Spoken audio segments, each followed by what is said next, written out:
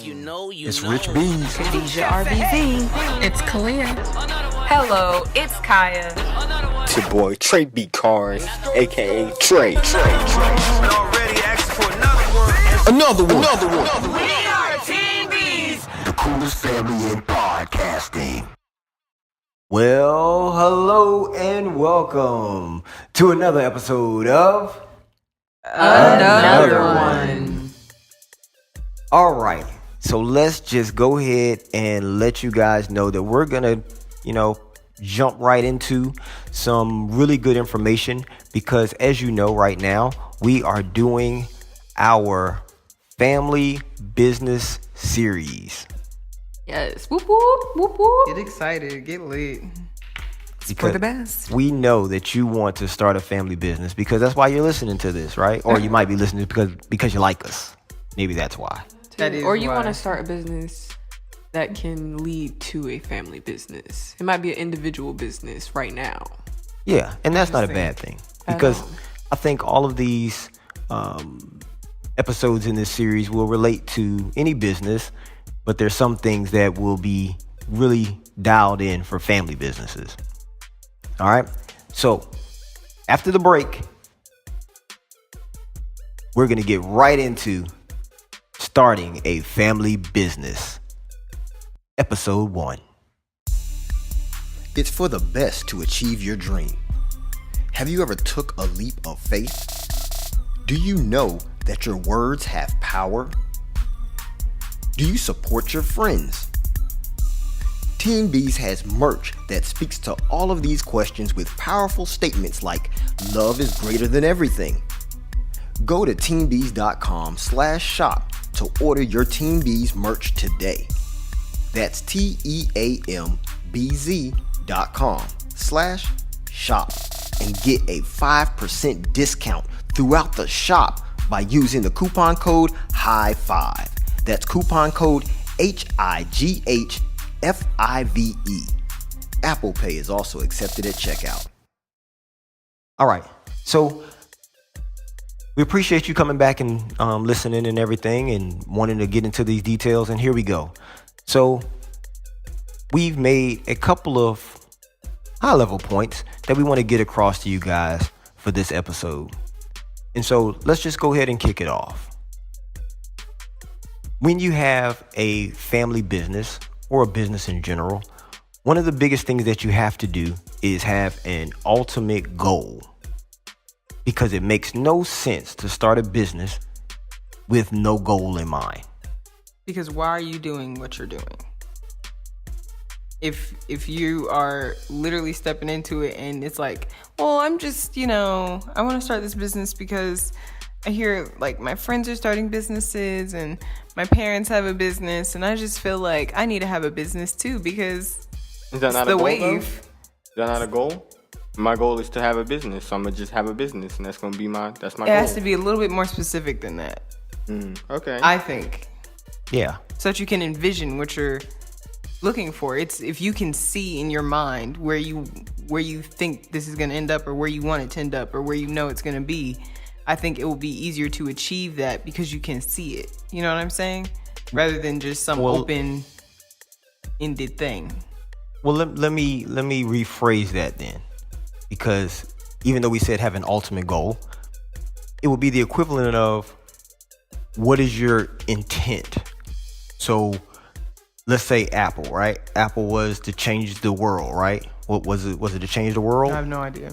To make a do not dent in the remember. world? I think it said to make a dent in the world, right? Or to make a dent in the universe. I think that it kind of started that way. So what is that thing like with our business? So like Dynamic Works, right? The ultimate goal was to give people access to high level production without having to pay high level prices. That was the ultimate goal when it initiated. So that, for me, I'm like, if that's the ultimate goal, now I know how I need to work back from that, right? So if I'm working back from that, then I'm gonna find out, okay, so if I want to charge people less than what other people are charging, but give them high level production, first I have to have my products and services down. Right? So my products and services have to align with my ultimate goal. Right. So typically, if you have a business, you're gonna have a product or service. So typically, if you have a business, you're gonna have a product or a service. If I'm not wrong, right? Is there No, any other kind of there's business? There's no other kind of business where it's not a product or a service. No. Okay. I don't So that's what you got to figure out. So you have a goal. Your goal is to have $10,000, but now you need to know how to get to the goal. It's making a business, starting a business. So choose your product and service, or services, products or services, and stick to that. See, now something you said makes me want to jump in, because you said that if you have a product or a service or whatever, and your ultimate goal is to make $10,000. I do think that money can be an ultimate goal, but I don't think it could be an ultimate goal. I think it could be a milestone or something that you want to achieve, but I don't really feel like that's the ultimate goal for you to start a business, just to achieve just to make $10,000. Money shouldn't be your driving Money factor. shouldn't be the driving factor. I mean, of course you want to make money, don't get me wrong, because nobody wants to work for free, right? But I don't think money should be the ultimate goal. Changing, giving people access to clean water, right? I mean, because that's something that's bigger than you, and what you're doing, your product or your service is able to move the needle on that, to achieving everybody being able to get clean, free water, or whatever your goal is. Exactly. Right. So I mean, do y'all think that is that? Yeah, I think money can sometimes actually hinder you reaching the goal, your money goal, simply because you're thinking so much about the money aspect. You're not creating new things. It's not something that you typically, if it's something that you're passionate about, you'll do it already. But because you're doing it because you want to make some money and you don't see the money, you're not motivated. Yeah. Right. I mean, 'cause then you're not really even acknowledging those small milestones that you're achieving. Right. Because you're so stuck on whether I'm seeing the money. Is the money coming? Where's the money coming at? And the money might not come automatically. No, the But money. when it's something you want to do, the money just comes. The money comes as a result of changing something or bringing value to something. So the more value you're able to bring, the more people will be willing to pay you. You know what I'm saying? Like that's one of those little keys right there. So keep adding value to people, then people will pay you for that value add. Or fix a problem they have. Exactly. One of, I guess you could say, a mantra that I have is that money is I forgot the word. Money is a Byproduct. Yes, thank you. That's exactly the word. Money is a byproduct of my passion. So if you're passionate about something, the money's just gonna come. As you continue to do what you're Passionate about. right. That's good stuff. Yes. And so when you're doing something that you're passionate about, because this is on the other side of that, so it's like somebody that just loves to clean up preschools, and I just love to do that so much, and I'm just gonna do that, and that's all I'm gonna ever do, and you don't have any structure to it. Sometimes you got to go ahead and put the structure in place so you can make stuff happen. You're trying to start a business. You're trying to create revenue from things you already like to do. So you got to start making some plans. Yep. Right. Now, I mean, I think the only way that you would start a business doing something that you really don't like to do is if you're just innately good at it. You know what I'm saying? Mm-hmm. So there's things that there are people who are good at some things. They don't really like to do those things, but they're really good at it. Mm-hmm. And so, somebody says, well, you can make some money doing this. And you're like, oh, I can make some money. And I think that's what drives people who have money goals. Mm-hmm. So if your goal is $10,000, then you're more apt to want to do something that you're good at or comes easy to you, but you don't like to do it because I'm just trying to achieve my $10,000 goal or whatever that number is. Right. So when you start making these plans, It's got to be things that you can put up and that you can see, so that you can, when you're hitting these goals, you can see your growth from where you started to where, not where you're ending per se, because unless where you you're just at. cut your business, right? So a 3-month plan, a 6-month plan, a 1-year plan, 5-year plan, these are good to have in place so that you always know what's happening next, and you never get stagnant or plateau in your business journey. And a lot of times what happens is when you make these goals, so most times you're hitting them before your mark, Right. or whenever you have your your end date to have this goal by, and you're doing it without even realizing it. Yeah. Yeah, I think that's a product of, having an intention of what you want to do and having a blueprint, writing it out, making that plan. Because you can't build anything without a plan. You got to have some sort of a plan, even if it's a rough plan, even if it's a plan that, you're willing to kind of, weave and bob through. You still have to have some sort of plan on tap. Right. Or without it, you just taying in the wind. Oh yeah, you're going to tay in the wind.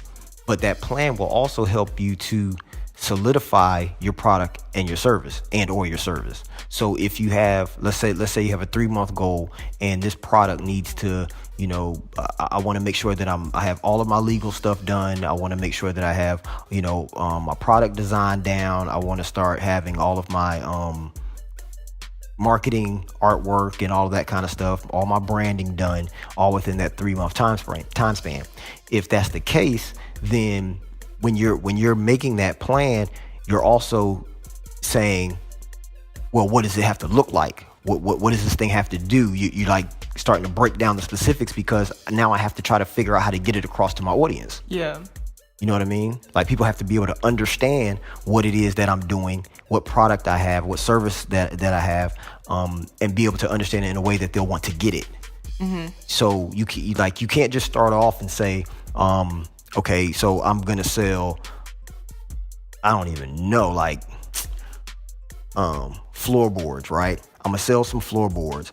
Now, okay, that's well and good, and you might get 1 or 2 people that'll get what that floorboard is supposed to be or whatever. But your intent is to have, floorboards that stay clean by themselves, or it, Nice. sounds like I need that. it might be heated, right? Mm-hmm. So it's this floorboard that holds energy by itself, and it heats up and keeps you warm when it's cold and cold when it's warm, all by itself. No plugs, no nothing. It just is some kind of thing that you know how to put together. Some patent. Some kind of patented. Yeah, and if it's something that is the technology or something that is totally not out, then patent that bad boy. Send it and get it patent, because people will get it and they'll be like, oh wow, and realize it's not patent, and boom, there goes your money. So, but if you have that floorboard and you are, you just said your goals, right? I want it to be warm when it's cold. I want it to be cold when it's warm, all that kind of stuff, which basically means that now I've created my my dream, or what have you, of what it's to be, what it's to do. And then you work back from that.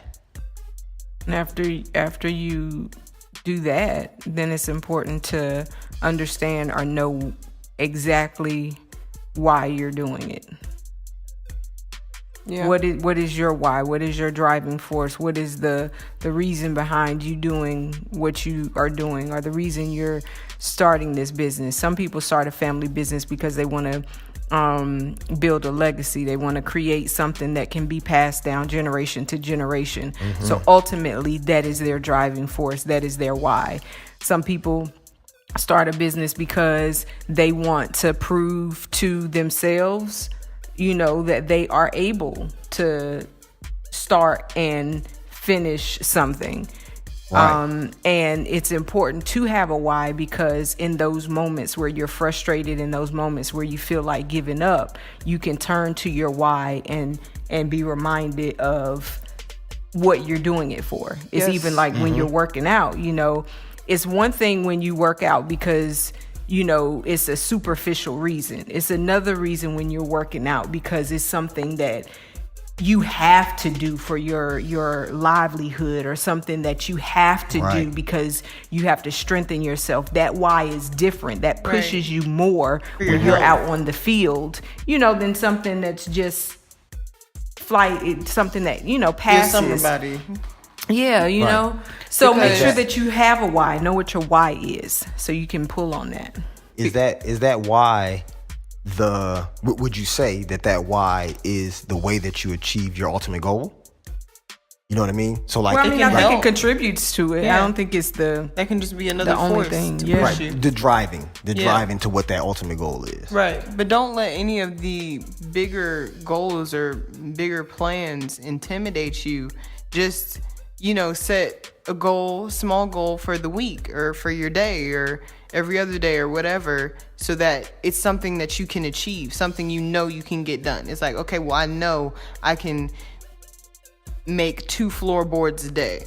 And so you make that, and then by the end of the month, you've got can't do 60? the math. Yeah, 60 floorboards, and all you needed was 20 for the month. And it's like, bam, I already went over my goal, and I'm well into next month's floorboards. Just set small goals in addition to those longer ones, just so you can see that progression. Mm-hmm. Back to when mommy was talking about knowing why you're doing what you're doing, that because that's really a important key, because there will be times when, while being an entrepreneur and having your family business, that you will be like, man, just bump this. Yep. I'm about to go get me a yeah. job. exactly. Because man. it's so much, it seems like it's so much easier to just, let me go apply to this job, let me go sit up in this person's building for 8, 10, sometimes people be pulling 15-hour shifts and get money that way. But you're not, are you really doing something that you love? Are you doing something that you're passionate about? Like, Right.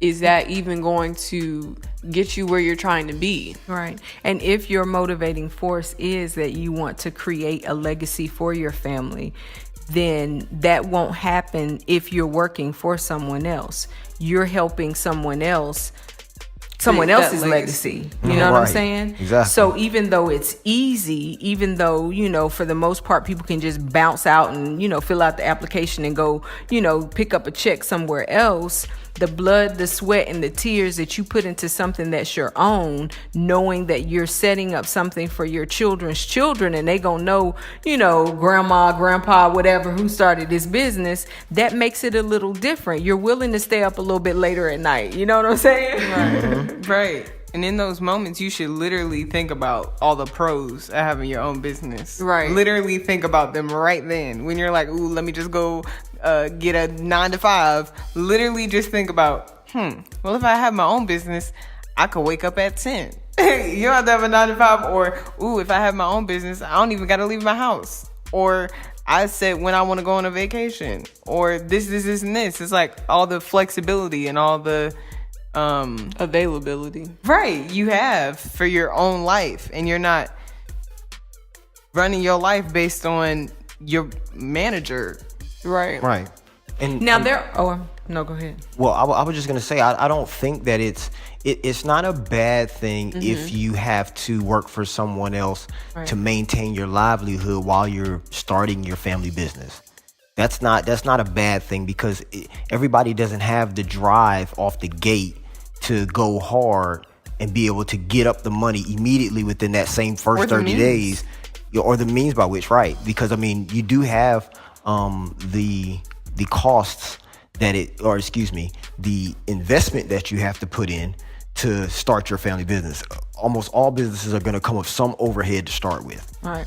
And so if you have to achieve that by working for someone else, it's not a bad thing. Right. Right?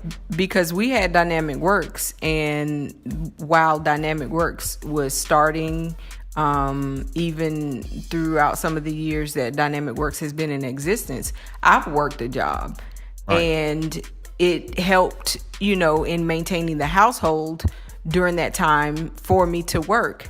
And then we also have to be realistic. Although some people may want to have a business, everybody is not cut out to be an entrepreneur. And when you're okay with that, and when you're willing to admit that to yourself, then it's okay. It saves you time, it saves you effort, it saves you money.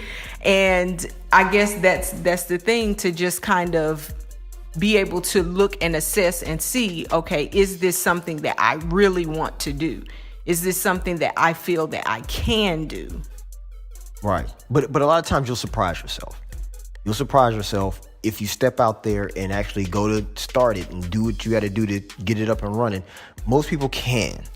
But one thing that you said was, when you realize that owning a business is not for you, sometimes it just might be the business that you started is not for you, right? That space that you were going into might not be a space for you. But also, don't get it twisted. Like, being somebody's number two is not a bad thing.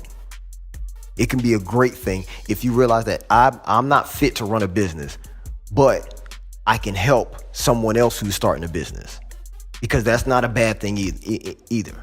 Because then you may be able to, if you're helping them start, then they may be a partnership. You know what I mean? So it still comes to the fact that you're starting a business, but it'll just be a partner with someone else who may have more of what it takes to run a business, right? And that's not a bad thing. Partnership also helps you to achieve your goal faster. And that's what a family business is all about. Exactly. Honestly. Because if you had, like, for us, we have 5 people in our family, and one person, which we've tried it, one person working this business is hard. 2 people, it started to get easier. 3 people, it started to really get some legs on it. 4 people, we were really making waves. And now that all 5 are like running in this race together, it's unlimited what we can actually do. There ends up not being a limit. So that's what a family business is all about. So just take these nice, wrapped up in a pretty bow, 5 little things in starting your family business. Of course, there's more things, but just remember these 5. Have an ultimate goal. Know your product or your service. Have a 3-month, 6-month, 1 year, and or 5-year plan. Know why you're doing what you're doing. And of course, last but not least, do something that you love, something you enjoy, because it makes a huge difference. So we appreciate you for your time listening in this week. We're going to go ahead and this concludes episode 1 of Starting a Family Business.